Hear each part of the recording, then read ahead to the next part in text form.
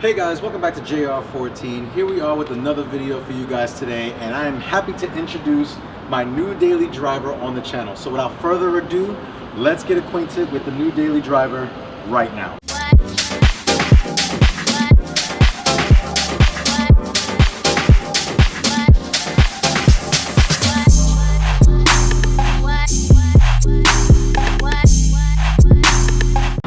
Okay guys, so here we are with my new daily driver. Now I'm sorry for the lighting, it's getting a little dark after work. I'm just coming from work, but I wanted to really make this video for you guys because I'm very excited about it. So this is my new daily driver. It is a 2007 Honda Accord, not a V6, it's a sedan. It's the 4-cylinder SE trim with the car. Now I really love the Accord for a lot of different reasons.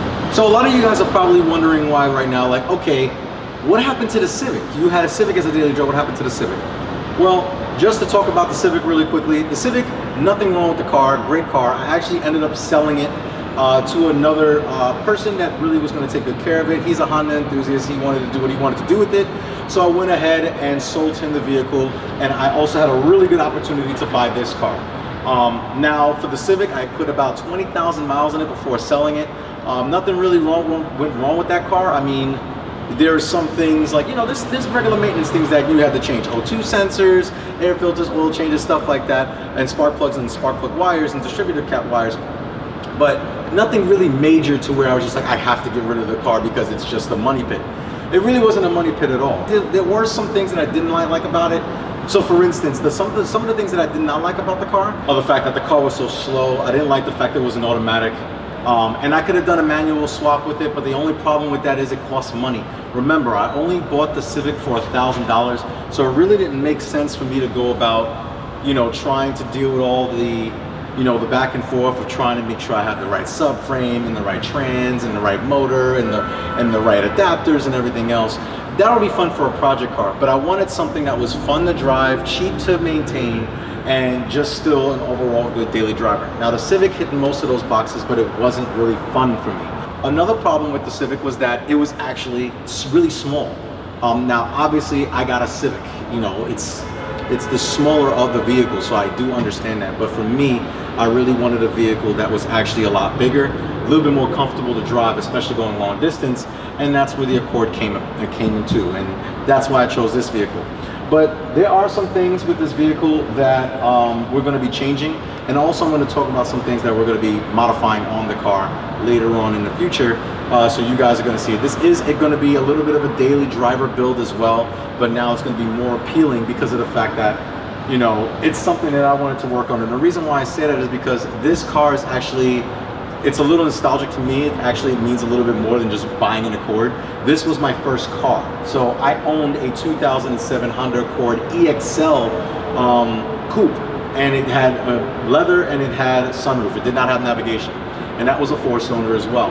Now, the thing about these cars is that now the performance potential of these things are actually pretty significant due to the fact of the motor that's inside of it, which we're going to go through in a minute. But yeah, so a couple things that I really do like about this car: it's very comfortable. I drove all the way from Massachusetts, where I bought the car, all the way back to New York. I had no issues. It was extremely comfortable to drive, no issues at all. But I'm rambling right now. I want to go ahead and show you some of the key features of why I chose this specific Accord, and then we can get started and we can talk about pricing and everything else. So without further ado, let's jump into it and show you some of the significant features about it. So let's go. So moving on to the rear of the car, with the Accord specifically in this year, it's either a 2006 or a 2007. This is a 7th generation Accord, so this came out from the years of 2003, and the last year was 2007. Like I said, this is a 2007, so this is the last year that this was built. And one of the really cool things that I did like about this car, especially for its time, I was a sucker for it back in the day, was the LED taillights. So for instance, if I turn on the lights real quick, it should already be on. So you see that right there, full LED taillights with the brakes and also with the parking lights as well. The turn signals still have halogen bulbs, and also everything else had regular bulbs in it. But for the fact that you were able to get LED lighting in 2007 was a big deal, and I'm glad that Honda actually went with that with this car. Now, another reason why I like this specific Accord is the styling. Now, Honda's always really done a really good job with the design of the Accord, and the 7th generation is definitely no exception. I really do love the fact that the body lines of this car, it is a big car too. I believe it's around 191 inches long, and I believe it's around 33 to 3,400 pounds, which means it's a heavy car, but it holds itself on the road very, very well. Now, with the Accord, it came with 2 engine options, which was a K24, which is a 2.4 liter dual overhead cam 4-cylinder, and also you could have got a J30, which is a 3-liter V6 that made, I think they made, like, and it was a single overhead cam motor, and they made around, I believe, 255 horsepower, and the 4-cylinder made around 166 horsepower. But there's some cool things about this specific Accord that I really like, and we're going to jump into those right now. Now, with this specific Accord, it actually did come with, this one did come with a K24. Now the cool thing, and I'm sorry it's a little dark in here right now, but the reason why I like this specific motor in general is because when I had this motor, when I got the car back in 2007, there really wasn't a lot of anything. The K24 motor really wasn't known for performance or anything like that, because it really wasn't proven on the market yet. With the K24 really trying to show its true colors as far as performance aspect, it was a huge deal. So I actually really do like this motor a lot due to the fact that the performance capabilities of it. Honda, a K-Tune, you can snap a K20 head on this and rev it to the moon and make like around 200 something horsepower.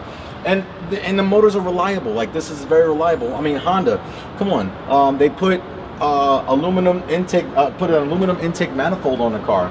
You know, they have a lot of good technology in this car that my Civic didn't have. So now I have a dual overhead cam motor. I have a motor that I can really appreciate, really trying to modify, but not so much like the GTI that I have, but just really trying to understand and really trying to learn the K platform with this K24. But there's another cool caveat with this, that a reason why I like this specific vehicle. Also, I have the engine valve cover here.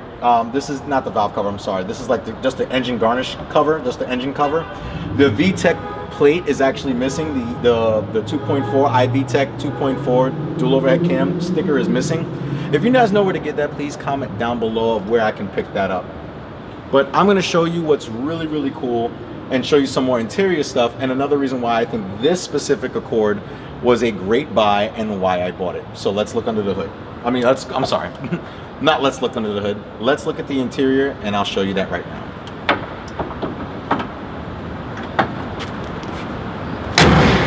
So another really cool thing that I like about this interior, and I'm sorry that it's actually really dim in here.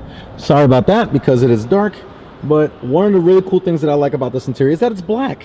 I always really wanted a black interior with a Honda. I miss my black interior in my GTI, and my Civic was gray. Even though it looked clean, it was perfect, it's still nice. And I don't know if you guys can see that right there, but it's a 5-speed manual. So I have a K24 with a 5-speed manual, and let me tell you right now, let me just hop in the car for you guys real quick. Let me tell you right now, this thing is a joy to shift. I never really understood, I never owned a Honda product that was manual before. I've driven them before, but owning one and driving it on a daily basis with me having better experience driving manual, this shifter is, Honda has a really good shifter. They have really good throws. It is a little long. I mean, obviously it's an Accord sedan, so the shifts are, you know, they're long throws, but it gets the job done, and it's very direct and really cool. Another thing that I really do appreciate about this specific car is the gauges. So I actually, let's turn on the gauges really quickly. So as you guys can see here, the gauges are really modern, nice and clean. As you guys remember, my Civic, I actually went ahead and changed the backlight on these when these already come white.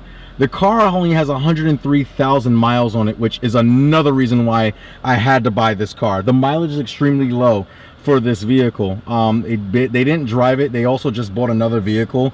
And yeah, but this interior though, the seats are really nice. They're comfortable. I don't know if you guys can see that, probably not, and I do apologize about that. But like I said, the interior is really nice. The steering wheel is a little gross. I mean, it's actually really bad. I bought the steering wheel cover for like $8, but I do have an EXL leather steering wheel being shipped I bought it from Facebook Marketplace. It will include the airbag, but I probably will swap this one over just to the steering wheel overall. And the space in here is pretty great. Like, as you can see, I am not touching the steering wheel. I have loads of space for my legs, and also we got a lot of room in the back. Now, one of the things that I actually want to address is this. So I don't know if you guys can see that right here, but this headliner is coming down throughout the entire cabin really badly, and I need to get that fixed. That's going to be a video that's coming up on the channel very soon. I actually ordered the headliner, and I'm supposed to come out with, and I'm supposed to be able to take this headliner out and replace the fabric in it. I have it held up with push pins in the back for now, so I can at least see while I'm driving it, because like I said, I don't have another vehicle right now, and this is the only vehicle. Now, the way I got the car was actually pretty interesting, and I felt the reason why I got the car in the first place was due to the fact that there was a reason for it. I think there was a reason that I got this vehicle. There was a reason why the option came to me, it was offered to me to buy it, and I got it for a really good price. I bought this for $2,500, and I have a really good layout of a car. There are some things wrong with it. Like I said, like everything as far as maintenance has been done with it. We're talking about, like, for instance, the shock on the driver's side is pretty much blown out. So the car wobbles a little bit, especially on this side, but we're gonna get that fixed. Another thing is, and I already have the replacement parts for ball joints, which are a common failure point on these cars, the lower ball joints. I ordered lower control arms. I already have the rear shocks. I'm sorry, I already have the two front shocks, because you replace suspension components in pairs, and I also have front brakes for the car as well that are going to be installed on this. I don't know if I'm going to do a video on that or just have it done, because I have a lot of content coming up for you guys. For instance, these headlights are pretty much trashed. They're pretty bad. I'm not even going to lie to you guys. They are pretty nasty, and I'm getting rid of them. I'm not going to keep them. I'm not going to try to polish them out. I have a new set of headlights that I'm supposed to be getting tomorrow, and I will do an install video on that.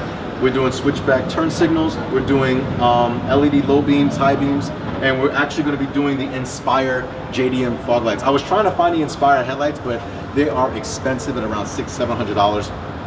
So I'm going to do some blackout housings. It's going to really tie into the silver and the black trim throughout the car, and I think it's going to look very, very good. Now, another thing that I wanted to do is the infotainment in the car.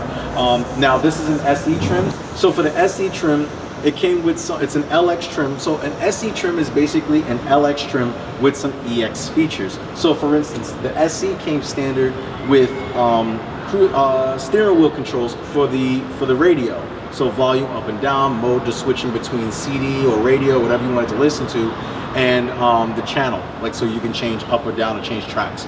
Another thing that was a big thing with this, it came with 6 speakers. Normally the LX only comes with 4 speakers, so I have 2 tweeters, 2 front doors, and 2 rear deck speakers that I have in this car. Another thing it came standard with was the 6 CD changer. Now in 2007, wow, 6 CD changer in the dash, not in the trunk, was a big thing.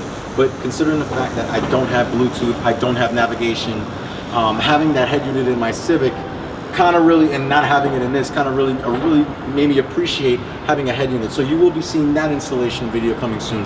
And we may do some performance stuff with it. I want to do, my vision is to make it OEM plus, maybe a front lip, maybe some V6, 8th gen V6 Coupe Accord wheels, lower it a little bit, make sure it looks a little nice, and just do some upkeep. I'm not trying to do a lot with the car. I'm just trying to make it nice, functional. I'm going to be replacing the speakers in the car and doing a lot. It came with all the keys too.